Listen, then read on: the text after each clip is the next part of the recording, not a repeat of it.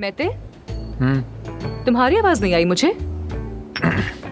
मैं भी। हाँ, तुम भी। बहुत खूब। यकीनन मैं भी चाहता हूँ कि आमिर वापस आए। मैं आमिर के आने की ख्वाहिश रखता हूँ। हमेशा से मेरी ख्वाहिशों में से एक है कि आमिर फिर से यहाँ मौजूद और अपने लंबे लंबे कदमों से यहाँ छलांगे मारे।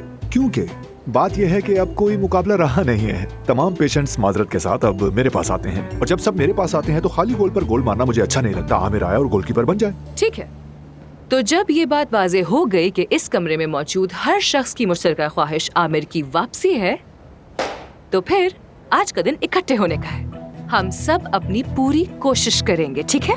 बजाय कि आप मेरा रास्ता रोकें, आप उल्टा मेरा साथ देंगे और जो कुछ मैं कहूंगी वो सब करेंगे। समझ गए ना? ओके। ओके अफसुन, अगर आमिर आता है मुझे तो मंजूर फिर है, कर ओके, सकते हम हैं। सब मिलकर रहेंगे। तुम्हें हमसे कोई शिकायत नहीं ठीक होगी। है, जैसा तुम कहोगी वही। यानी ऐसा करते हैं कि एक सबके लिए और सब एक के लिए।